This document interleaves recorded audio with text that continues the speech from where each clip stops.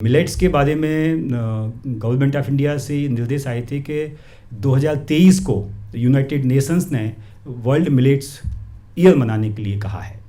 उसी तारतम्य में लगभग साल भर के कार्यक्रम गवर्नमेंट ऑफ इंडिया ने दिए हैं। पूरी लिस्ट है, आपको हर महीने में कुछ कुछ कार्यक्रम करना है। और जैसा कि आप जानते हैं, मिलेट्स मतलब एक मोटा अनाज होता है और मोटे अनाज का उपयोग हम लोग करें। सभी लोग मोटे अनाज के स्वास्थ्य लाभ से आजकल जागरूक हैं।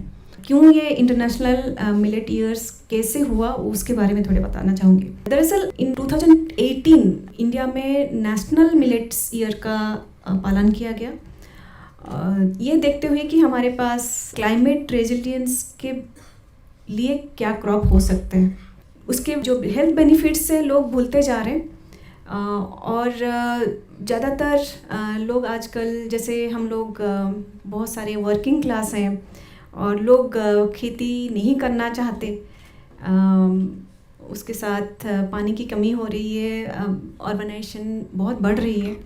जैसे पैडी और वीट, उसके लिए बहुत ज़्यादा पानी की ज़रूरत होती है, वो धीरे धीरे कम होती जा रही है। एंड मोरओवर आप भी देखते होंगे कि क्लाइमेट कितनी चेंज हो रही है, उससे फसल तो नष्ट हो ही रही है। और जो कुछ कभी कभी क्या होता है कि वाटर लगिंग हो जाता है, तो जो पैडी जैसे जो फसल है वो, उससे पानी लर्जिंग के वजह से भी काफ़ी नुकसान होता है।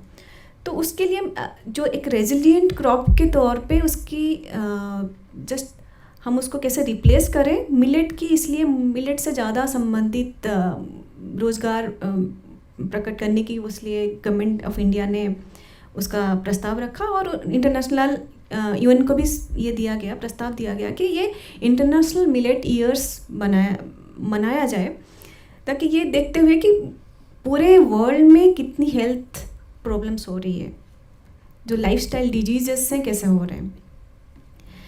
तो उस कड़ी में मैं आगे जाना चाहूँगी। तो मैं कुछ बताऊँगी कि क्या क्या मिलेट्स हैं। हम शायद कुछ मिलेट्स को जानते हैं, हम लोग जो मध्य प्रदेश में कोदो कुटकी होते हैं, और दूसरे भी हमारे जैसे रागी है, पर्ल मिलेट तो ज्वार हो गया, बाजरा हो गया।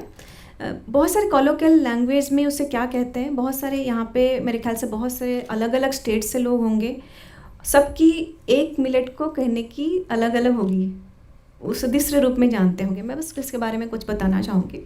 फिर उसके बाद उसके न्यूट्रिशनल वैल्यूज़ क्या हैं उसके बारे में चर्चा करेंगे, हेल्थ बेनिफिट्स के बारे में बात करेंगे, और उससे क्या हम बना सकते हैं। और हमारे इंस्टीट्यूट ने भी कुछ चीज़ें बनाई हैं जो आपको मैं यहाँ पे जस्ट दिखा दूँगी क्या बनाया है हम लोगों ने। और भी बहुत सारी चीज़ें हैं जो मैं नहीं ला सकी, ये तो कुछ रेडी टू कुक प्रोडक्ट्स हैं मैं जो लेके आई हूँ, लेकिन जैसे रेडी टू ईट प्रोडक्ट्स होते हैं उसके लिए कुछ टाइम लगता है हमें बनाने में, तो वो मैं नहीं ला पाई, बट उसके बारे में कुछ चर्चा करेंगे। धन्यवाद। Next please.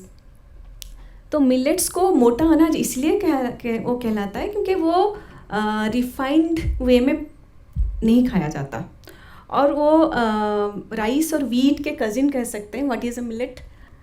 तो ये जो है ग्रास फैमिली को बिलोंग करता है, जो आप कह सकते हैं कि बैम्बू। तो वो जो पोआसी जो फैमिली है उसको उस जेनेरा को बिलोंग करता है। तो आप कह सकते हैं कि ये मिलेट्स जो हैं कज़िन हैं राइस एंड वीट की। ट्रिटिकम एस्टिवम जो डोमेस्टिकेटेड है उसको, वो वीट है। देन आपके बार्ली आता है, जीमेस and sorghum, they belong to similar group. फिर अपने जो कॉमन मिलेट है, प्रोसो मिलेट है, फॉक्सटेल मिलेट है, पर्म मिलेट है, कोदो मिलेट है, टेफ ग्रास हमारे यहाँ पे तो नहीं होती, लेकिन ये भी स्मॉल सीडेड ग्रास फैमिली को बिलोंग करती है। फिंगर मिलेट, लिटिल मिलेट, कुटकी। तो कोदो कुटकी के बारे में आपने सबने सुना होगा। ये कहाँ से एक्चुअली हुआ? इनिशियली ये कुछ जैसे पर्ल मिलेट है वो अफ्रीका से इंडिया आया, इंडिया से फिर दूसरे देशों में व्यापने लगा। जैसे फिर फॉक्सटेल मिलेट की जब बात करते हैं हम, फॉक्सटेल मिलेट की जो उत्पत्ति वो भी शुरू हुई चाइना से 10,000 साल पहले। 10,000 साल पहले rice and wheat similar time में वो उनका भी इवोल्यूशन हुआ, क्योंकि ये हाई एनर्जी देने वाले प्रोडक्ट्स हैं, इनकी ज़्यादा खेती की गई, जो राइस एंड वीट है। Compare to rice and millets, क्योंकि उनमें ग्लूकोज रिलीज करने की क्षमता ज़्यादा है। तो किसी को भी इंस्टेंट एनर्जी चाहिए तो वो हाई ग्लूकोज रिलीजिंग प्रोडक्ट्स ही खाते हैं। जो खेत में काम करना जाएगा उसको इमीडिएट चाहिए, इमीडिएट एनर्जी चाहिए। पर हमारे साथ क्या हो रहा है, हम लोग जो खाते हैं हम लोग बैठे बैठे काम करते हैं। तो हमारी लाइफस्टाइल जो है, हमें स्लो रिलीज स्टार्च जो करते हैं वो वाला चाहिए, वो प्रोडक्ट चाहिए जो हमें मिलेट से मिलती है। उसके बारे में आगे बात करेंगे। ये जैसे हमने कहा कि 10,000 साल पहले फॉक्सटेल मिलेट की डोमेस्टिकेशन हो चुकी थी चाइना में। Then it went to different European and other countries. तो सोरगम एंड पर्म मिलेट वो भी पहले अफ्रीका में हुए, then it came to India. Little millet जो है वो इंडिया में ही उसका इवोल्यूशन हुआ, पर कोदो अफ्रीका से इंडिया आया, फिर वो आगे जाने लगा। तो जो कोदो की जो इम्पोर्टेंस है मैं बताना चाहूँगी कि हड़प्पन सिविलाइजेशन में जब फॉसिल मिले, कुछ कोदो के फॉसिल्स मिले, वो माना जाता था कि वो कोई स्पेशल रिचुअल्स के लिए बनाए जाते थे। दैट मीन्स उनकी वो भगवान का मतलब फूड ऑफ गॉड माना जाता था, क्योंकि वो रिलीजियस रिचुअल्स में उसको शामिल करते थे। तो उसका इम्पोर्टेंस तब पता चलता है क्योंकि वो मानते थे कि ये अच्छा है। Still rice and wheat cultivation होती रही। मैं वही रीज़न बताई कि क्यों, कि ये हाई एनर्जी देने वाले फूड हैं, और जो खेतों में काम करते हैं, फिजिकल एक्टिविटीज़ ज़्यादा करते हैं, उनको इंस्टेंट एनर्जी वाला फूड चाहिए होता है, इसीलिए। अदरवाइज मिलेट्स के बेनिफिट्स उनको भी पता था, that's why it was offered for gods food. तो ओरिजिन अगर हम मिलेट्स की देखें, जो सोरगम है वो Australia and north eastern Africa में शुरू हुआ उसका। पर्म मिलेट वेस्ट अफ्रीका में। फिंगर मिलेट जो है ईस्ट अफ्रीका एंड इंडिया में। फॉक्सटेल मिलेट ईस्टर्न एशिया में जैसे चाइना। प्रोसो मिलेट जो है इजिप्ट एंड अरबिया में। बार्नयार्ड मिलेट इंडिया और जापान में इनिशियली स्टार्टेड हुआ, क्योंकि बार्नयार्ड मिलेट को जापानीज़ मिलेट भी कहते हैं, और रागी जो है फिंगर मिलेट उसको अफ्रीकन मिलेट कहते हैं। कोदो मिलेट ट्रॉपिकल अफ्रीका, फिर वो इंडिया में आया। देन लिटिल मिलेट जो है साउथ ईस्ट एशिया, यानी हमारे इंडिया और श्रीलंका, यहाँ से ही ये आगे गया है। तो ये मैं आपको पहले भी बता चुकी हूँ कि ये डोमेस्टिकेशन कहाँ से शुरू हुआ और कैसे बाकी तरफ ये टेफ भी इसमें शामिल है, पर टेफ हमारे यहाँ पे नहीं होती, वो अफ्रीकन कंट्रीज़ में होती हैं। सो ये सर ऑलरेडी बता चुके हैं कि ये 41% हम कंट्रीब्यूट करते हैं मिलेट प्रोडक्शन में, और ये मैक्सिमम जो एक्सपोर्ट होता है यूएस एंड कनाडा जैसे कंट्रीज़ में जाता है। सोरगम का जैसे बात करेंगे तो ये एनिमल फीड में ये लोग ज़्यादातर यूज़ करते थे, और इथेनॉल प्रोडक्शन में। तो इनकी यहाँ पे ये इंडस्ट्रियल वैल्यू रखती थी, नॉट एज ए फूड, जबकि हमारे यहाँ पे ये major staple food for quite some time before there are some problem. कुछ प्रॉब्लम्स हुई उसके साथ, तभी ये हमारे यहाँ से ग्रीन रेवोल्यूशन हुआ। उसके बाद इसकी खेती कम होती गई। तो ये जो टॉप 10 मिलेट प्रोड्यूसिंग स्टेट्स हैं, राजस्थान, उत्तर प्रदेश, गुजरात, मध्य प्रदेश, हरियाणा, महाराष्ट्र, कर्नाटक, तमिलनाडु, ओडिशा एंड केरला। आप ये देख सकते हैं कि मध्य प्रदेश में ज़्यादातर हमारे फिंगर मिलेट, प्रोसो मिलेट और कोदो मिलेट होते हैं। उसके अलावा लिटिल मिलेट की बात हम करें, क्योंकि वो हाई साइज़ थोड़ा छोटा है, पर अभी भी आप उसका डीहस्ट कुट की बहुत जगह मिलती है, और मोर देन 200 रुपीज़ kg है डीहस्ट वाला। ये मिलेट्स जो है आपको डिफरेंट प्रांत में अलग अलग तरह से यूज़ करते हैं। आपको ये शायद पता ही होगा, क्योंकि मोस्टली फर्मेंटेड हम यूज़ करते हैं, फर्मेंटेड बेसिस पे। और कभी कभी पता भी नहीं होता है कि जैसे उसका मेल्टिंग भी होती है, हमें पफ प्रोडक्ट भी मिलते हैं, कई मेलाओं में भी ये मिलने लगे हैं आजकल। तो मैं अभी टाइप्स ऑफ मिलेट्स के बारे में जानना बताऊंगी, क्या क्या मिलेट्स हैं। पहले तो जैसे आपने देखा कि सोरगम और मेज एक कैटेगरी के हैं। पहले सोरगम का भी कोर्स सीरियल माना जाता था, लेकिन मेजर सीरियल में माना जाता है rice and wheat and corn को। सोरगम को भी मेजर सीरियल्स के बारे में मानते थे, लेकिन कुछ सालों पहले इसको मिलेट कैटेगरी में ले आया गया। मोटा अनाज या फिर कदन कहते हैं या कोर्स सीरियल जैसे हम इसे कहते हैं। अगर मिलेट आप टाइप करेंगे तो आपको पर्ल मिलेट या बाजरा की हिंदी में अगर आप टाइप करते हैं मिलेट तो ज़्यादातर बाजरा को मानेंगे, हिंदी में वो ये होके आता है। पर अगर आप कोर्स सीरियल लिखेंगे तो वो मोटा अनाज माना जाएगा। मोटा अनाज में इतने बहुत सारे आपको अनाज मिलेट्स हैं। इसमें मेजर मिलेट्स हैं, माइनर मिलेट्स हैं। जैसे कोदो और कुटकी जो हैं माइनर मिलेट्स हैं, और आपके बार्नयार्ड मिलेट हो गए, पर्ल मिलेट हो गए, जिनकी साइज़ थोड़ी बड़ी है, they are major millets.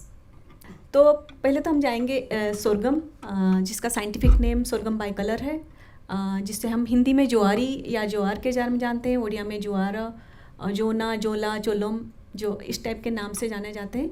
Maharashtra में सबसे ज़्यादा इसकी पैदावार है, और जहाँ तक मेरी नॉलेज है, जो वीट खाने वाले मेरे कुछ कलीग्स थे वो धीरे धीरे बाजरे में शिफ्ट हो रहे हैं। अभी सर ने बताया कि अगर गेहूँ 30 किलो मिलता है पर केजी, तो वो वहाँ पे बाजरा 175 रुपये में मिलता है। तो इसके वजह है कि अभी जो इलीट ग्रुप है जो बर्गर खाया करती थी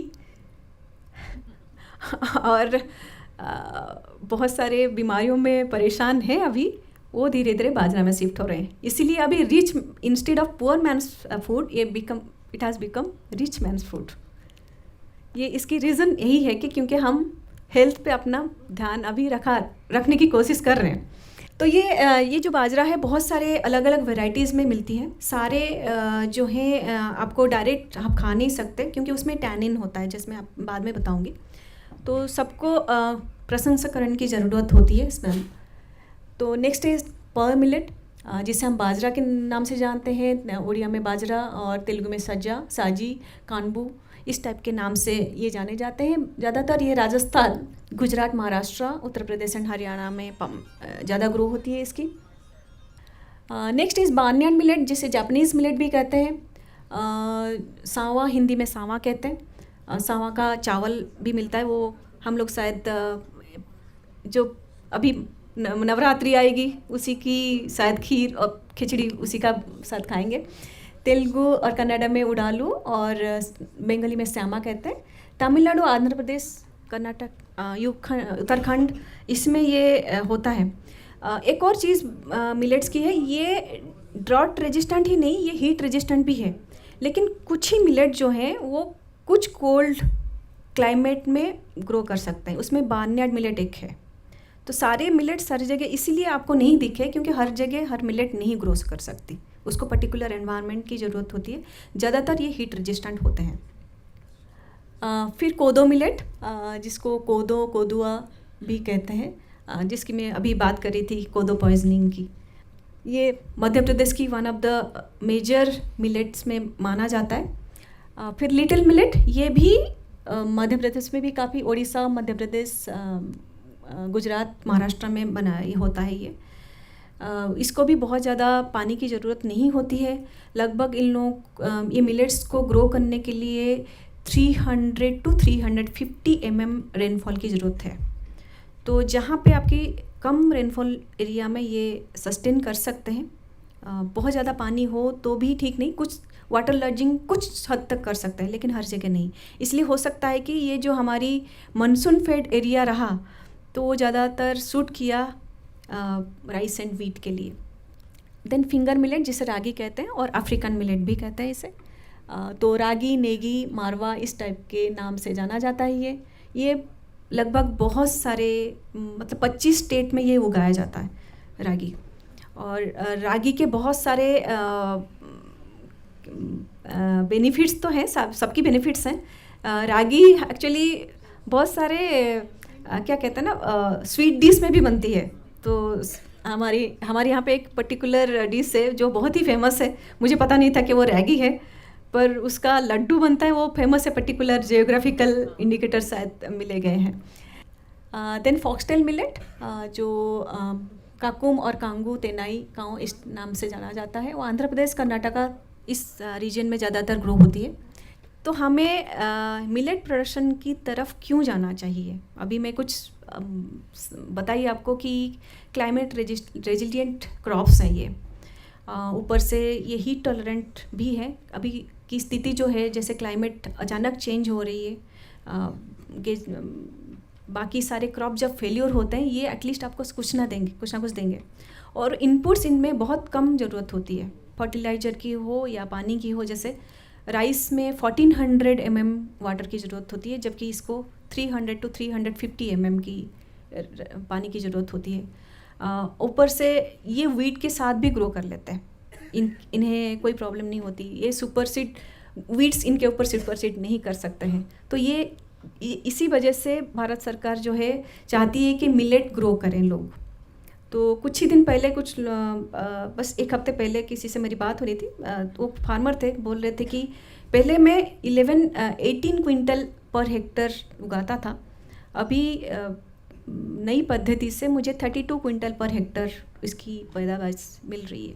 तो ऐसा नहीं है कि लोग भूले जा रहे, लेकिन क्योंकि 2018 से हमारी ग्रोथ काफ़ी अच्छी हुई मिलेट प्रोडक्शन में, उसका रीज़न यही रहा कि गवर्नमेंट बहुत सपोर्ट कर रही है।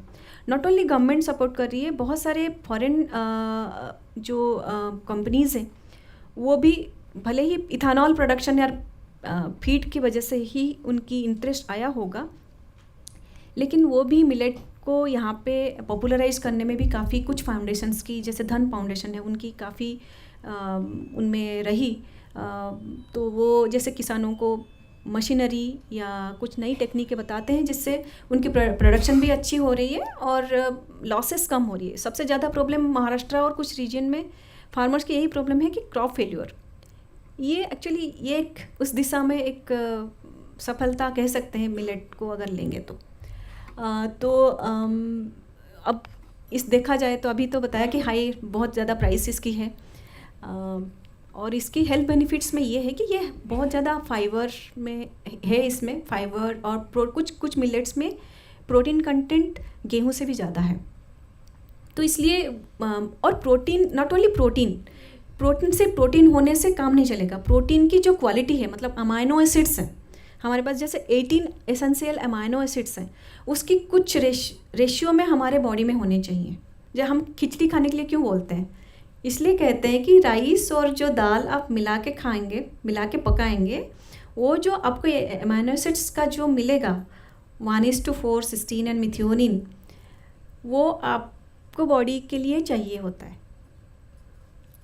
सो इसीलिए जो है हमें खिचड़ी खाने के लिए बताया जाता है कि खिचड़ी खाइए। तो इसमें मैं ऑलरेडी बता चुकी हूँ कि केमिकल्स वगैरह की ज़रूरत नहीं होती है बहुत ज़्यादा। अभी उसके बारे में बात करेंगे, न्यूट्रिशनल बेनिफिट्स क्या क्या है डिटेल में। जैसे फिंगर मिलेट्स में आप देख सकते हैं फैट 1.3 है, क्रूड फाइबर 3.6 है। कोदो मिलेट में 9 है क्रूड फाइबर, फॉक्सटेल मिलेट में 8 है, लिटिल मिलेट में 7.6 है, बार्नयार्ड मिलेट में 9.8 है, जबकि आप राइस में देखो 0.2 ग्राम होता है। ये हाई फाइबर कंटेंट जो है 3-4 चीज़ तो करती है। एक तो मैं बता दूं कि ये कार्बोहाइड्रेट को इजीली आपके बॉडी में डाइजेस्ट नहीं होने देता। तो होता क्या है, जब हम फाइबर ज़्यादा खाते हैं हमें ज़्यादा भूख नहीं लगती। ज़्यादा भूख नहीं लगेगी तो ऑब्वियसली हमारी जो एक्स्ट्रा एनर्जी हमें जो ग्लूकोज में कन्वर्ट होके जो एक्स्ट्रा एनर्जी, सारे जो हैं पाथवे, एटीपी पाथवे फॉलो करते हैं, ग्लूकोज में कन्वर्ट होते हैं। ग्लूकोज जो यूटिलाइज हो गया ठीक है, जो यूटिलाइज नहीं हुआ वो फैट में कन्वर्ट होता है, अपने बॉडी में स्टोर होता है। तो इसी के वजह से हमें डायबिटीज़ हो या कार्डियोवास्कुलर डिजीज़ हो, वो सारी चीज़ें हमें उसकी वजह से होता है। तो क्योंकि ये स्लोली रिलीज़ करता है, हाई फाइबर आपको इजीली डाइजेस्ट नहीं होता है, बहुत टाइम लगता है, तो आपकी खाने की भी इच्छा नहीं रहेगी। तो वेट लॉस के लिए अच्छा फूड है ये, जिसको वेट लॉस करना है, और डायबिटिक के लिए तो महान औषधि की तरह से ये काम करता है। दूसरा ये है, इसकी जो अमाइनो एसिड की प्रोफाइल मैं बताऊंगी, वो अमाइनो एसिड प्रोफाइल भी काफ़ी अच्छी है। दूसरा ये इसमें जो रेजिस्टेंट स्टार्च है, जो राइस एंड व्हीट में जो स्टार्च है और मिलेट्स में जो स्टार्च है, उन दोनों की जो संरचना है वो थोड़ा डिफरेंट है। तो ये जल्दी हजम होती नहीं है, स्लो रिलीज़ जो है, ग्लाइसेमिक इंडेक्स जिसे कहते हैं, वो कम है। मिलेट्स में आप लो टू मीडियम में जा सकते हैं अगर सिमिलर वे में जाए। जैसे लो टू मीडियम मतलब आपको 55 तक मीडियम रेंज में जाएगा। 55 के ऊपर आपका ग्लाइसेमिक इंडेक्स अगर ज़्यादा होगा तो वो हाई ग्लाइसेमिक इंडेक्स में जाता है। तो जैसे rice and wheat high glycemic index food में जाएंगे। पर ये मत सोचिए कि कोदो का खीर बना लिया तो वो लो ग्लाइसेमिक इंडेक्स होगा, नहीं। आप उसमें बहुत सारे शुगर डाल रहे हो, वो लो ग्लाइसेमिक फूड नहीं हो सकता। और दूसरी बात ये है कि हम लोग ज़्यादातर सोरगम और पॉल मिलेट की बात करते हैं, उसको हम इसके ऊपर का आवरण नहीं होता है, हार्ड जो है उसमें होता नहीं है हस्क। तो उससे हम लोग भाग या तो उसको छिलका निकालते हैं या फिर जैसे गेहूँ हम पीसते हैं उससे उसी तरह पीस के ले आते हैं, वो अच्छा है। पर क्या होता है जब हम उसका छिलका निकाल देते हैं, इसकी जो हम दिखा रहे हैं यहाँ पे फाइबर वो कम हो जाएगा। तो होल ग्रेन मिलेट खाने की कोशिश करें।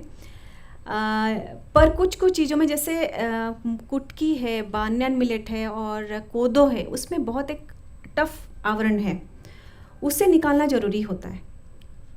नॉट ओनली ये आपको हर चीज़ बनाने के लिए उसका पाउडर बन जाएगा, पाउडर बन सकता है, लेकिन फ्लेक्स वगैरह लोग यहाँ के ट्राइबल्स जो हैं जिनसे बात में हमारी हुई, उन्होंने कहा कि उसका ऊपर का छिलका निकाल देते हैं, ऊपर का हस्क निकाल देते हैं, फिर अंदर बिना पॉलिश किए उसका राइस खाते हैं। पर होता ये है, ये राइस आपको 10 या 15 दिन तक आप रख सकते हैं। उसके बाद उसमें इतनी ज़्यादा रैंसिडिटी होगी, क्योंकि लाइपेज एक्टिविटी पॉल मिलेट में स्पेशली बहुत ज़्यादा है। 10 दिन में आपका आटा ख़राब हो जाएगा, या 10 दिन में अगर आप जैसे खीर मिक्स बनाते हैं या राइस बनाते हैं, वो धीरे धीरे ऑफ फ्लेवर देना शुरू करेगा। तो ये इसकी भी ट्रीटमेंट कुछ देना होता है, जैसे हाइड्रोथर्मल कुछ ट्रीटमेंट्स हैं, बताऊंगी मैं। उसे दिया जाता है ताकि ये जो आपकी चेंजेस हैं, केमिकल चेंजेस से ऑफ ऑर्डर वाली या कुछ और, जैसे इंसेक्ट भी अट्रैक्ट होते हैं अगर ऐसे हाई फैट वाली रहेंगे तो हम देख सकते हैं प्रोटीन की मात्रा भी काफ़ी है, क्रूड फाइबर जो हमारी ज़रूरत है, और मिनरल्स काफ़ी हैं। कुछ मिलेट्स में जिंक की जो परिमाण है वो ज़्यादा है, मैग्नीशियम ज़्यादा है, कैल्शियम कुछ मिलेट्स में, हर एक मिलेट्स में अलग अलग उसकी मात्राएं होती हैं। ये एसेंशियल अमाइनो एसिड की प्रोफाइल है। आप देख सकते हैं कि ये जो मैंने उसको हाईलाइट करके रखा है, ये सारी मिथियोनिन और सिस्टीन, ये जो हमारी ये जो अभी मैं बात करी थी, सिस्टीन एंड मिथियोनिन, जो हमारी बॉडी को बहुत ज़्यादा ज़रूरत है। सारे प्लांट फूड्स में सारे अमाइनो एसिड्स नहीं होते, तो कुछ इसलिए हमें सीरियल्स पल्सेस सब खाने की ज़रूरत होती है। कुछ कहीं पे होते हैं, कुछ कम होते हैं, ज़्यादा होते हैं, इसलिए बैलेंस करना होता है। और सोयाबीन एक ऐसा है जिसमें सारे अमाइनो एसिड्स हैं जो एनिमल में पाए जाते हैं, भले ही कम है लेकिन सारे अमाइनो एसिड सोयाबीन में मिलते हैं। तो ये आप देखेंगे rice and wheat, specially rice के कंपैरिजन में तो इनकी अमाइनो एसिड प्रोफाइल ज़्यादा अच्छा है। अगर देखा जाए फैटी एसिड प्रोफाइल, माइक्रोन्यूट्रिएंट यानी मिनरल्स की प्रोफाइल, मैग्नीशियम ज़्यादा है, सोडियम, कॉपर या पोटासियम कह लीजिए, जिंक कह लीजिए, ये कुछ मिलेट्स में जैसे लिटिल मिलेट है, बाजरा है, इनमें ज़्यादा है। और आप सब ने जब ये भी कोविड का दौर चल रहा था तो जिंक, मल्टीविटामिन जिंक मिल नहीं रही थी, वो अपना इम्यूनिटी को बढ़ाता है। सो जिंक डेफिशिएंसी से बहुत सारे न्यूरो प्रॉब्लम्स भी होते हैं अपने यहाँ पे। सो ये बॉडी की जो क्योंकि ये जिंक जो है that takes care of the neuro signal, तो बहुत सारे जो डिजीज़ हैं अपनी बुढ़ापे में पाए जाते हैं कि धीरे धीरे आपकी ऑर्गन्स के ऊपर धीरे धीरे कंट्रोल खो जाते हैं, तो वो जिंक डेफिशिएंसी की वजह से होती है। तो ये अगर हमें मिलेट्स अपने डाइट में इंक्लूड करें तो ये सारी डेफिशिएंसीज कम हो सकती है। फैटी एसिड जैसे लिनोलिक और लिनोलेइक एसिड फैटी एसिड्स हैं। ओमेगा 3 सब लोगों ने देखा होगा, omega 3 fatty acid rich oil, उस ऑयल सीड में ओमेगा 3 ऑलरेडी होता ही है, ओमेगा 3 एक्स्ट्रा नहीं डालते, वो ओमेगा 3 होता है। कहते हैं कि कोलेस्ट्रॉल फ्री, में कोलेस्ट्रॉल फ्री कैसे होगा? कोलेस्ट्रॉल फ्री तो होता ही है प्लांट फूड में कोलेस्ट्रॉल होगा कहाँ से? कोलेस्ट्रॉल अपने एनिमल बॉडी में ही बनता है। कुछ एंजाइम्स रिएक्ट करके जब फैट को कन्वर्ट करते हैं कोलेस्ट्रॉल में। तो अगर प्लांट फूड में नहीं होगा तो नेचुरल सी बात है, लेकिन बहुत सारा जो एडवर्टाइजमेंट है वो मिसलीडिंग है। कोई भी घी में हो सकता है कोलेस्ट्रॉल क्योंकि वो एनिमल प्रोडक्ट है, दूध में होगा, दही में होगा, लेकिन किसी भी तेल वनस्पति ऑयल में नहीं हो सकता क्योंकि प्लांट में कोलेस्ट्रॉल होता ही नहीं, वो एंजाइम नहीं है जो फैट को कन्वर्ट करे, वो हमारे अंदर है, एनिमल्स के अंदर है। फिनोलिक कंपाउंड्स, ये हमारी सबसे ज़्यादा क्यों मिलेट्स, बहुत ज़्यादा मिलेट्स तो था पहले, क्योंकि इसकी जो सिग्निफिकेंस है वो ज़्यादा आई फिनोलिक कंपाउंड्स की वजह से। फिनोलिक कंपाउंड्स एंटी कैंसरस होते हैं, और जैसे हमने कहा कि हम लोग बहुत सारा तला हुआ खाते हैं, फ्री रेडिकल्स फॉर्म होते हैं बॉडी में। तला हुआ खाए वो या हीट ट्रीटेड फूड खाओ। आप चपाती बनाते हो तवे पे तो नहीं बनाते, आप गैस पे बनाते हैं, तो वो उसमें भी तो फ्री रेडिकल्स बनते हैं। माइक्रोवेव में बनाते हैं हाई हीट पे तो फ्री रेडिकल्स बनते ही है। तो उस फ्री रेडिकल को खाने के लिए हमें एंटीऑक्सीडेंट्स की ज़रूरत होती है, जो हमें यूजुअली फ्रूट्स एंड वेजिटेबल्स में मिलते हैं। तो ये एंटीऑक्सीडेंट्स जो है हमें मिलेट्स में मिल सकते हैं, provided we process it properly. अगर हम उसको गलत तरीके से प्रोसेस करेंगे, वो एंटीऑक्सीडेंट आधे से ज़्यादा तो उसी प्रोसेसिंग में चला जाएगा। तो हमारी लाइफस्टाइल डिजीज़ की हम अभी बात करेंगे, क्या क्या नहीं हो रहा है। Diabetes, weight gain, even cancer, बहुत सारे कार्डियोवास्कुलर लोगों की बच्चे हैं उनको जुवेनाइल डायबिटीज़ भी हो रही है, उनको बच्चों को भी हो रही है। फिर बहुत आर्थराइटिस की प्रॉब्लम हो रही है। देन बड़ों में तो वेट का प्रॉब्लम है ही, बाकी सारी बॉडीज़ धीरे धीरे काम करना भी बंद कर देते हैं, तो बहुत साइड बाय साइड बहुत सारे डिजीज़ हमें हो रही हैं। तो इसको हम कैसे पूरा करेंगे? थ्रू फूड, ना कि मेडिसिन खाने से तो अच्छा है हम खाने से पूर्ति करें इसको। कैल्शियम डेफिशिएंसी, हम कैल्शियम वाले फूड, एनरिच फूड खा के, जो कैल्शियम में ज़्यादा है उनको खा के करें। और कोई एक अनाज खाना कभी भी अच्छा नहीं होता है, कोई एक भी चीज़ को खाते रहे, उससे बाकी चीज़ों की डेफिशिएंसी होती है। तो मेरा ये है कि कोई यूजुअली हम चावल के साथ कभी चपाती भी खा लेते हैं साथ में, एक ही टाइम में एक ही चीज़ खाएं। अगर हम सुबह रोटी खा रहे हैं तो दोपहर को चावल खा रहे हैं, या रात को मिलेट कर लें।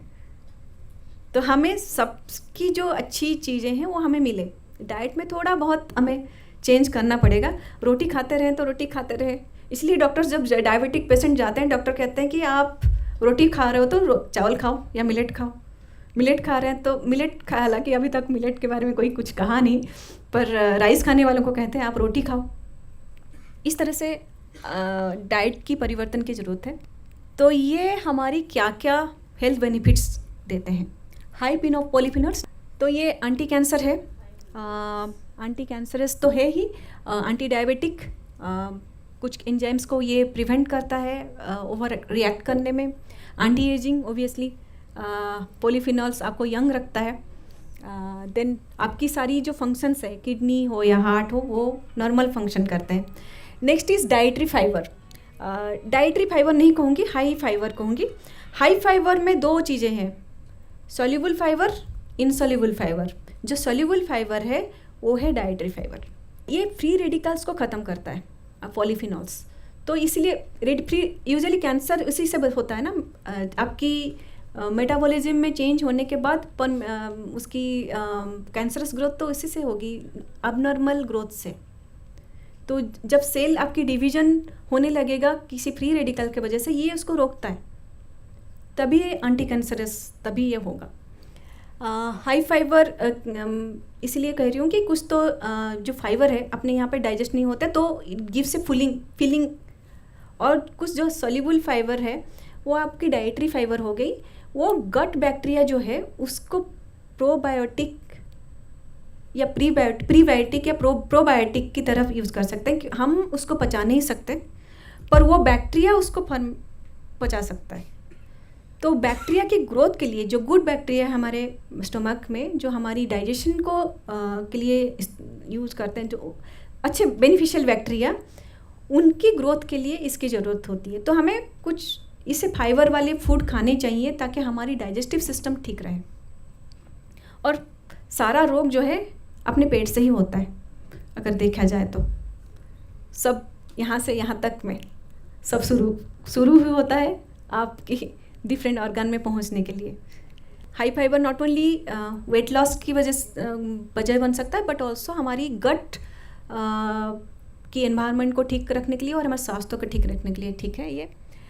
देन विटामिन बी कॉम्प्लेक्स इसमें ज़्यादा होती है। और फिर कुछ चीज़ों में जैसे हम कुछ पर्टिकुलर वे में उसे पकाते हैं, उससे भी विटामिन बी हमें मिलती है। विटामिन बी आलू में भी है, लेकिन बहुत कम मात्रा में। हम लोग मैक्सिमम टाइम में आलू को छील देते हैं, ये जस्ट उसके नीचे रहता है। अगर हम आलू को छिलका समेत बॉईल करें, उसको खाएं, उसका छिलका फिर उसको निकाल दें, क्योंकि ये वाटर सॉल्युबल विटामिन्स हैं, तब वो उसमें रिटर्न रहेंगी। सिमिलरली राइस में भी, ब्रान में विटामिन बी रहती है, पर हम क्या करते हैं, हम मैक्सिमम लोग रॉ राइस खाते हैं। तो रॉ राइस खाने में मतलब हम लोग उससे पारबॉइल नहीं करते, सोकिंग स्टीमिंग जो प्रोसेस होती है उससे नहीं करते, तो वो विटामिन बी छिलका के साथ चला जाता है। तो जब सोकिंग स्टीमिंग करेंगे, मैं वही कह रहना चाहती हूँ, जब ये जो मैक्सिमम वाइटामिन्स हैं ये आउटर पेरीफेरी में होते हैं। तो हम जब मिलेट्स की प्रोसेसिंग कर रहे हैं, इस बात को ध्यान रखें। उसको अगर डिहस्किंग कर देंगे, उसकी मैक्सिमम बेनिफिट्स चले जाएंगे। सो विटामिन बी जो हमारी इम्यून सिस्टम के लिए ज़रूरत है, आज शायद डॉक्टर सबको जब एंटीबायोटिक देते हैं साथ में विटामिन बी कॉम्प्लेक्स भी देते हैं, क्योंकि एंटीबायोटिक के साथ आपके बाकी सेल्स भी वीक हो जाएंगे, तो इसीलिए विटामिन बी का कॉम्प्लेक्स दिया जाता है। तो ये क्योंकि ये न्यूरो फंक्शन को रेगुलेट करता है, तो इसकी ज़रूरत है हमें, और रेड ब्लड सेल्स को फॉर्म करता है। सो ये विटामिन बी के कुछ अच्छे प्रभाव हैं। और ये लो टू मॉडरेट ग्लाइसेमिक इंडेक्स वाले फूड हैं। जैसे मैंने कहा कि आटा करके खाएंगे तो ठीक है, लेकिन खीर बना के खाएंगे तो नहीं। ये इसकी लोग मॉडरेट, लेकिन कंपेयर टू राइस खीर, कोदो खीर में कम होगा, थोड़ा सा कम होगा उसमें ग्लाइसेमिक इंडेक्स।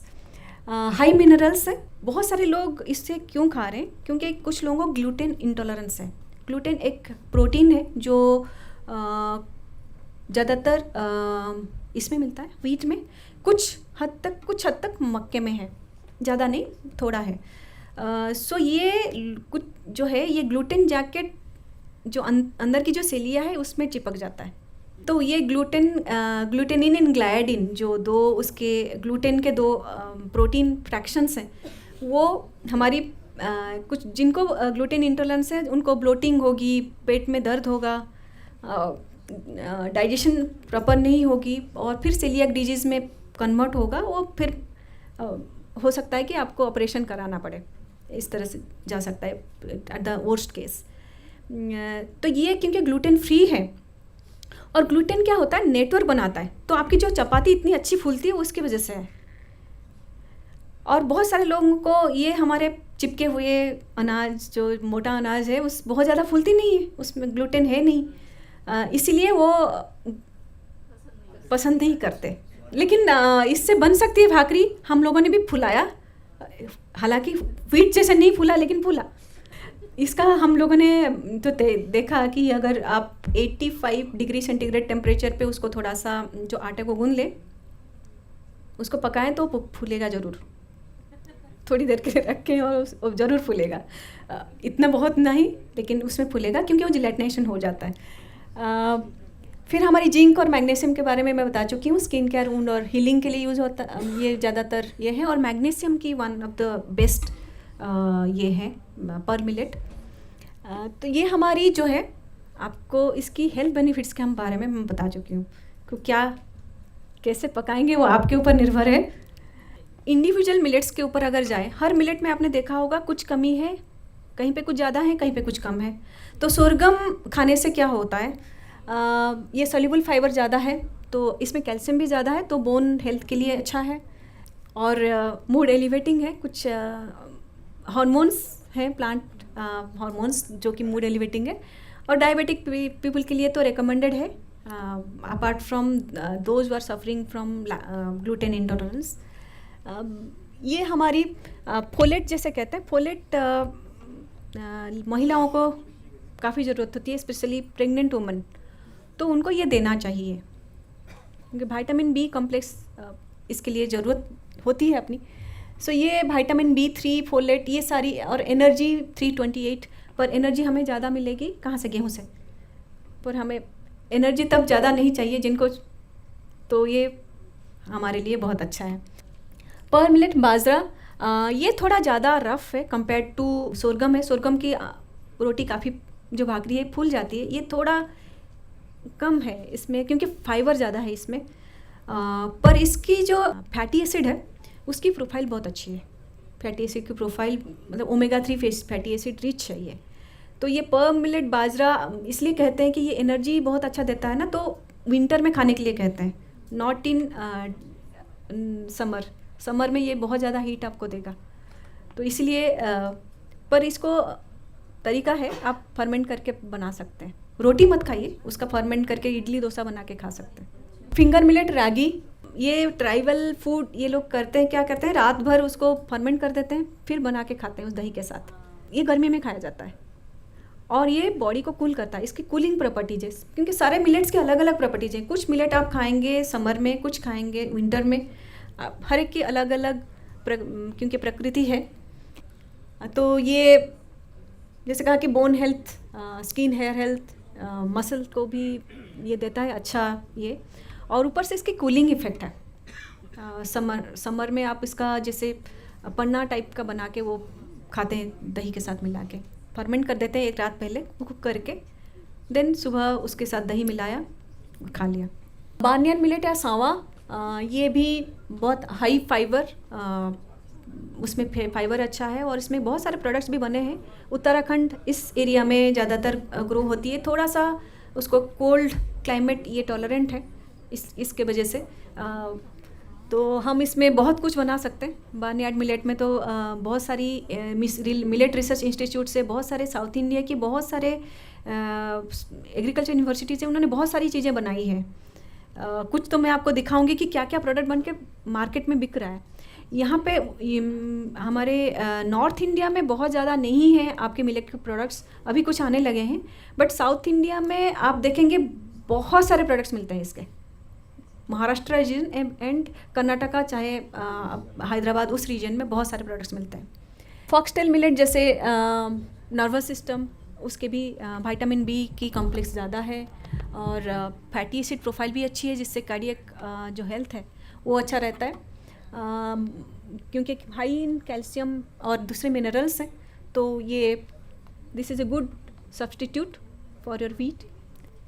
कोदो मिलेट, कोदो की प्रॉब्लम ये है, एक बार उसका डीहस्किंग हो गया तो 20 दिन से 30 दिन में, अगर जैसे ये सीज़न है ये 20 दिन में ख़राब हो जाएगा, अगर समर सीज़न है तो 30 दिन में वो ख़राब हो ही जाएगी, आपको उसमें से स्मेल बास आने लगी कि आप खाना नहीं चाहोगे। पर हम लोगों ने ऐसा कुछ उसका किया है, संशोधित किया है, ताकि वो 6 महीने तक हमने कोदो का खीर का जो मिक्सचर बना के रखा, जैसे रेडी टू कुक है, पानी ज़रूरत है उतना डालो, आप उसको गर्म पानी में बॉइलिंग वाटर में डाल दो, 10-15 मिनट हिला लो मीडियम पे, वो बन जाए आपकी खीर तैयार।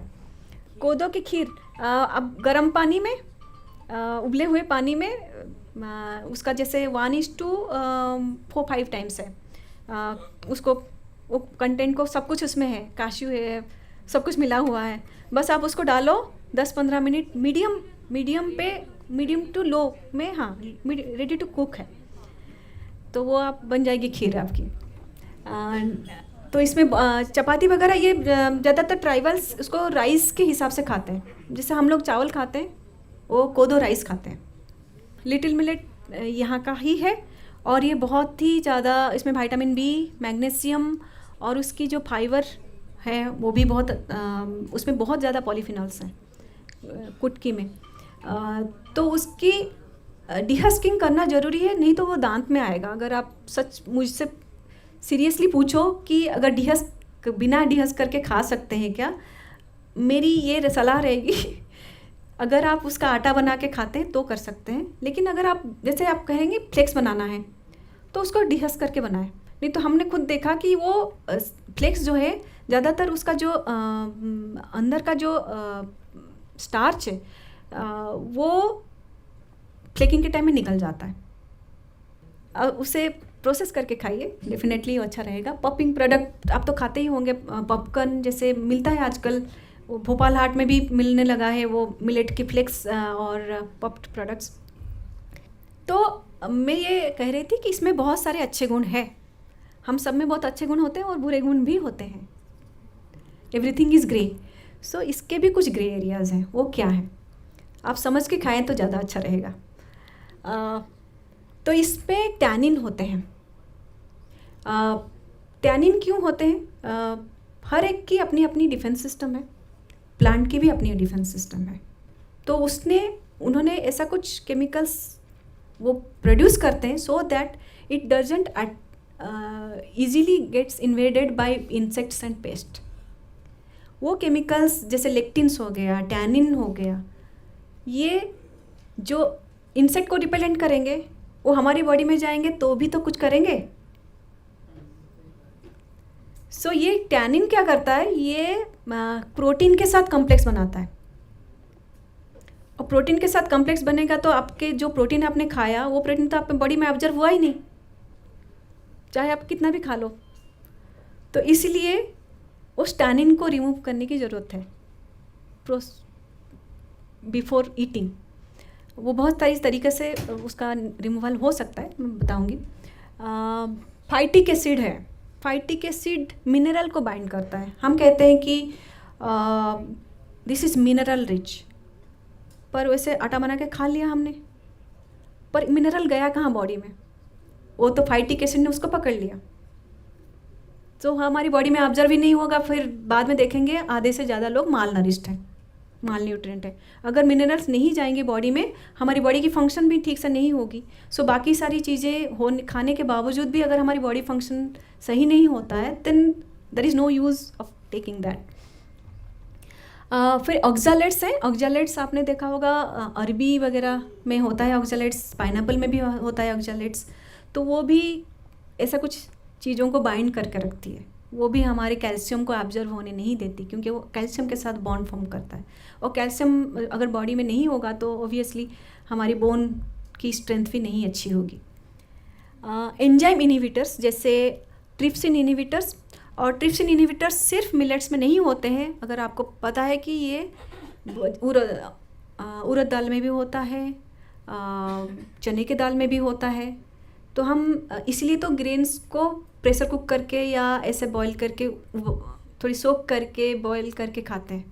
तो उनकी जो कुछ लोगों को उड़द खाने से गैस होता है, वो उसी की वजह से। ट्रिप्सिन इनहिबिटर्स हैं, अल्फालेज अमाइलेज इनहिबिटर्स हैं, जो अमाइलोज को कन्वर्ट होने नहीं देती, दे bind that particular component. So bind होने के लिए इनको हटाना पड़ेगा। ये मैक्सिमम चीज़ें हट जाती है। फिर मैंने हाइड्रोसियानोजेंस की बात की थी, सियानाइड की बात की थी, जो कि फंगस से रिलेटेड है। तो अच्छा रहेगा, क्योंकि हमें पता नहीं किस कंडीशन में, किस एरिया में क्या ग्रो हो रहा है। तो it's better that we process it. तो क्या प्रोसेस कर सकते हैं हम? तो ये हम फाइटिक एसिड को सोकिंग, स्प्राउटिंग उससे कर सकते हैं, फर्मेंटेशन करके भी कर सकते हैं। फर्मेंटेशन की तरह हम उसे डोसा या इडली इस तरह से बना के खा सकते हैं। टैनिन्स को भी हम उबाल के फर्मेंट करके निकाल सकते हैं, सोकिंग, बॉइलिंग, फर्मेंटेशन से। ऑक्ज़ैलेट्स को हम डिकोटिकेशन अगर करेंगे तो ऑक्ज़ैलेट्स यूजुअली बाहर होते हैं, वो निकल जाएंगे। सोकिंग, बॉइलिंग, ये भी fermentation is one of the best method. अगर आप जानना चाहेंगे, बॉइलिंग करते हैं, पानी वहीं रहता है,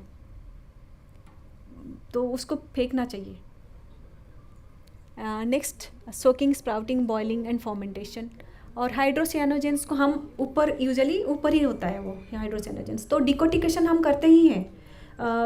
क्योंकि डीहलिंग करके ही खाते हैं हम लोग मैक्सिमम, पर पर्ल मिलेट और सोरगम को नहीं किया जाता है मैनी केस। तो उस केस में अगर आप उसको फर्मेंट कर दें या एक्सट्रूजन कुकिंग कर दे, उससे जैसे हमने पफ्ड प्रोडक्ट खाया उससे भी काफ़ी कम हो जाता है ये सारी चीज़ें। तो वो सेफ़ है, मेरे कहने का मतलब है वो सेफ़ है। जो हाई हीट प्रोडक्ट जो हैं, हालांकि उसमें पॉलीफिनॉल्स बहुत कम हो जाएंगे आपको, लेकिन मिनरल मिलेंगी। सो ये डिकॉर्टिकेशन, सोकिंग, स्प्राउटिंग और बॉइलिंग इस चीज़ से कम किया जा सकता है। तो ये मैंने इश्यूज़ कहे एंटी न्यूट्रिशनल्स के बारे में। तो ये मैंने आपसे बात की, जो इसमें एंटी न्यूट्रिशनल फैक्टर्स हैं उसके वजह से मिलेट की इश्यूज़ हैं, पर उसके साथ दूसरे भी इश्यूज़ हैं। वो क्या है? क्योंकि इसके ऊपर थिक पेरिकार्प है, इसको बिना हटाए हम खा नहीं सकते, और हटा के खाते हैं तो मैक्सिमम न्यूट्रिएंट चली जाती है। तो उसका क्या कर सकते हैं हम? तो उसका कुछ अगर हम प्रसंस्करण करें तो वो बन सकता है एक अच्छा आहार की तरफ, जैसे सोल्यूबल फाइबर्स हैं वो डाइटरी फाइबर। तो ये उद्यम विकास के ये में भी ये काम करेगा। तो बहुत सारे लोग इसलिए नहीं खाते क्योंकि वो अच्छा नहीं लगता टेस्ट, वो बेसिकली टैनिन के वजह से ही होता है। और आपको चावल की इडली सफ़ेद सफ़ेद दिखेंगे, रागी की इडली बनाए तो उसमें ब्राउन दिखेगा, दिखने में भी बहुत जाता है। तो वो इसीलिए तो मेरा ये है कि आप उसमें पालक डाल दीजिए, ग्रीन हो जाएगा। ग्रीन हाई लाइपेज एक्टिविटी एक और प्रॉब्लम है। गेहूं के आटा 6 महीने तक रह जाता है, पर ये जो आटा है बहुत ज़्यादा दिन तक नहीं रहते, क्योंकि इसकी एंजाइम एक्टिविटी जो है बहुत ज़्यादा है। स्पेशली पर्बलेट यानी बाजरे का, वो 10 दिन में ख़राब होने लगता है। इसलिए जो लोग पिसाते हैं उसको 1 हफ्ते में उसको ख़त्म करते हैं। उसका या तो आप कम उसको पीसिए, उसके रखिए, या तो उसको फ्रीज़र में डाल दीजिए आटे को। खड़ा बाजरा 3 महीने से ज़्यादा रहता नहीं है उसमें। एक तो क्योंकि इसमें ज़्यादा फैट भी है 3.8%, तो होता क्या है इसमें इल्लियाँ लगने लगती हैं, मतलब उसमें कीड़े लग जाते हैं। और फिर एक बार कीड़ा उसको काटा तो वो ऑक्सीजन से उसको रूबरू हो गई, और फिर उसमें oxygen once oxidative rancidity develop करता है। फिर 3 महीने में बाजरा कड़वा हो जाएगा, आप खा नहीं पाओगे। फ्रीज़र में डाल दीजिए -18, कुछ नहीं होने वाला। सेल्फ लाइफ क्योंकि इसकी कम है इसलिए बहुत ज़्यादा मिलता नहीं है, ये एक प्रॉब्लम है इसकी। अब हमें बहुत सारी इसके न्यूट्रिशनल वैल्यू के बारे में पता नहीं है, इसलिए जो लोग खाते हैं सिर्फ उनको पता है, बाकी लोग को नहीं पता है। जैसे मैं एक राइस ईटिंग फैमिली से बिलोंग करती हूँ, तो मुझे नहीं पता था जब तक मैंने इस पे काम नहीं किया। तो इसलिए हमारे अवेयरनेस बढ़ाने की भी ज़रूरत है कि आप बनाओ, उसको खाओ, और जो भी उसके साथ जो मिथ्स एसोसिएटेड है उसको दूर करें।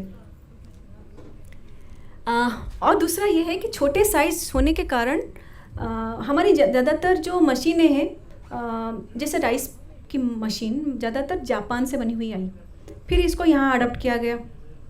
तो जो भी प्रोसेस्ड है, जो भी मिलिंग की प्रोसीजर है, हम लोग राइस वाला इस्तेमाल कर लेते हैं इनके ऊपर।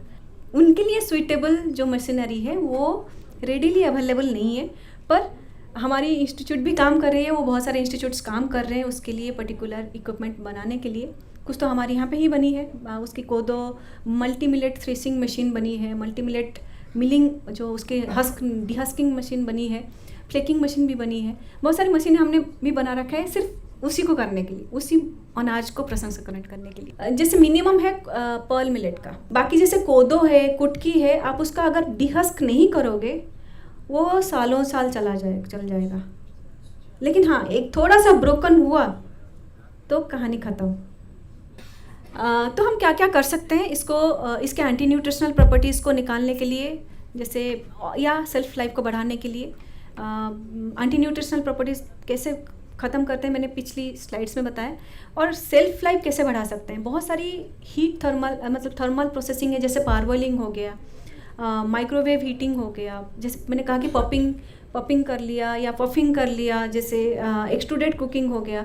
ये सारी से इसकी जो टैनिन कंटेंट है वो कम भी होगी, क्योंकि टैनिन भी हीट लेवल नहीं है, मतलब हीट से वो डिस्ट्रॉय होता है, उसका स्ट्रक्चरल जो चेंज है, केमिकल बॉन्ड है, ब्रेक होते हैं। तो टैनिन भी कम हो जाएगी। जो टैनिन इसलिए प्रॉब्लम है कि वो हमारे प्रोटीन को ऑब्जर्व होने नहीं देता।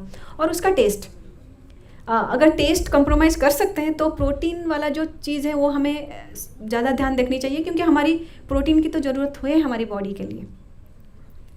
तो जैसे हमने माल्टिन कहा लिया, बच्चों को ये दे सकते हैं कि नहीं? हाँ, दे सकते हैं, बच्चों को दे सकते हैं, जो इन्फेंट फूड भी बनते हैं इससे। तो ये सारे कुछ चीज़ें हैं जो हम जैसे आटा बना लिया तो कमर्शियली वो लोग कुछ एंटीऑक्सीडेंट मिला देते हैं। जैसे ऑयल में भी आजकल आपने देखा होगा, ऑयल आजकल ज़्यादा रैंसिड नहीं होते जल्दी, तो उसमें वो कुछ एंटीऑक्सीडेंट, केमिकल एंटीऑक्सीडेंट मिला देते हैं। सो इसलिए ऑयल की रैंसिडिटी ज़्यादा नहीं होती। तो ऐसे आटे में भी हम एंटीऑक्सीडेंट्स मिला सकते हैं, तो कुछ to further its shelf life. और प्रॉपर पैकेजिंग, जैसे मैंने कहा कि वैक्यूम पैकेजिंग करना है, या 3 लेयर्ड HDP पैकेजिंग करनी है, ऑक्सीडेशन ना हो या फोटो ऑक्सीडेशन ना हो उसमें, आप ये जो फॉइल वाली फिल्म 3 लेयर फिल्म वो यूज़ हो सकता है। तो हम डाइट में इसको कैसे इंक्लूड करें? तो फर्स्ट तो हम जब जाएंगे तो पहले हार्वेस्ट कर लिया, फिर सुखाना है। इसकी मॉइस्चर कंटेंट लगभग जब हार्वेस्ट करते हैं लगभग 20% होती है, और हमारी स्टोरेज के लिए जो सुइटेबल है वो लगभग 10 से 12% है। तो एक ड्राइंग का जो है एक महत्व है। तो पहले तो ड्राइंग करेंगे, ड्राइंग करके उसको स्टोर करेंगे। कुछ जैसे पर्ल मिलेट और पॉर्न मिलेट और ये रागी और सोरगम, इन तीनों को ज़रूरत है केमिकल्स इंसेक्टिसाइड देने की, क्योंकि ये इनके ऊपर वो हार्ड वाला कवर नहीं है, हार्ड पेरिकार्प, तो ये इंसेक्ट से ज़्यादा प्रभावित होंगे, इसीलिए उनको केमिकल ट्रीटमेंट की ज़रूरत होती है, वो देते भी हैं। फिर हम इसको अगर पर्ल करेंगे तो उसका हमें मिलेगा दाना। वो दाने को हम चावल की तरह इस्तेमाल कर सकते हैं, उपमा बनाने के लिए इस्तेमाल कर सकते हैं। ये सारी जो हमें इवन अब उसको थोड़ा सा रोस्ट कर लीजिए, वो भी खा सकते हैं। फिर मिलिंग करके उसका थोड़ा छोटा ग्रीट अगर बनाएंगे तो भी वो उपमा अगर जिसको बड़ा नहीं चाहिए, जैसे कोदो कुटकी है, बहुत छोटे छोटे हैं, लेकिन पर्ल मिलेट बड़ा है, बार्नयार्ड मिलेट थोड़ा बड़ा है, तो उनको थोड़ा सा ग्रीट करना पड़ता है, छोटा बनाना पड़ता है, स्लाइड क्रैकिंग कहते हैं जिससे। दलिया वगैरह बनने के लिए खिचड़ी के रूप में खा सकते हैं। फिर उसका अगर हम जैसे आटा जैसा बना ले तो आटे से तो बहुत कुछ बनेगा, बिस्किट से लेके आप कुछ भी प्रोडक्ट, केक वगैरह सब कुछ बन सकता है इसमें। फिर हम बहुत सारे प्रोडक्ट्स ऐसे बना सकते हैं, पोरीज, खीर। और फिर स्प्राउटिंग करके भी काफ़ी इसकी जो एंटी न्यूट्रिशनल फैक्टर्स हैं वो कम किए जा सकते हैं। तो sprouting is a good substitute आप अगर खाना चाहें तो। और बेबी फूड, ये जो बहुत सारे लोगों के मन में ये है, एंटी न्यूट्रिशनल इतने हैं, हमें बच्चों को देना, छोटे बच्चों को देना है कि नहीं। 6+ मंथ में हम शुरू करते हैं बच्चों को खाना दाना, तो हो सकता है ये हो सकता है माल्टिंग से। जैसे उसे सोक किया, जर्मिनेट किया, फिर उसको हाई हीट दिया ताकि एंजाइम इनएक्टिवेट हो जाए, देन इट इज़ जिलेटिनाइज्ड, जो प्री जिलेटिनाइज्ड स्टार्च है। फिर अब जैसे बार्ली बच्चों को दिया जाता है तो सेरेलैक जैसा बनेगा, तो ये पोरीज बच्चों को दिया जा सकता है 6+ से। ये कुछ वैल्यू एडेड प्रोडक्ट्स हैं जो यहाँ पे हम लोगों ने उस पर रिसर्च करके बनाई है। ये सिर्फ सिंगल ये नहीं है, मल्टी मिलेट्स इसमें डाले गए हैं, इवन लेग्यूम्स भी इसमें डाला हुआ है। तो लड्डू बनाइए, जो है चिक्की वगैरह, जो कुछ आप बनाना चाहें बना सकते हैं। ये हमारे कुछ प्रोडक्ट्स बने हुए हैं, हमारे उपमा मिक्स है, खीर मिक्स है, हलवा मिक्स है, सोरगम जो पोरीज टाइप का आपका जैसे मसाला ओट्स खाते हैं उसी टाइप के कुछ प्रोडक्ट्स बने हुए हैं। ये तो बहुत सारे प्रोडक्ट्स, आपकी चकली बना लो, चकली अच्छा बनेगा इसमें। ये सारी बिस्किट से ढोकला मिक्स, सब कुछ बना सकते हैं इसमें। ये अपने ट्रेडिशनल जो फूड भी मार्केटेड है, बहुत सारी मेट्रोज़ में मिलती हैं, आजकल भोपाल में भी काफ़ी मिलने लगी है। आप अगर मिलेट्स, ये आपने देखा होगा मुस्ली में बहुत सारे मिलेट्स आ रहे हैं, सो उसे आप कंज्यूम कर सकते हैं क्योंकि ऑलरेडी वो रोस्टेड है। सो आपकी जो टैनिन वाला प्रॉब्लम है ना वो नहीं होगी उसमें। बस ये मैं कुछ दिखाना चाहती हूँ कि ये सारे प्रोडक्ट्स अवेलेबल हैं मार्केट में, भले ही कुछ तो भोपाल में है और इंदौर में ज़्यादा होंगे मेरे ख्याल से, क्योंकि वो ज़्यादा मल्टीकल्चरल है। तो फ्लेक्स वगैरह हम भी बनाए हैं, breakfast cereals. So I would say thank you. तो मिलेट्स खाइए और मिलेट्स को प्रोत्साहन दीजिए।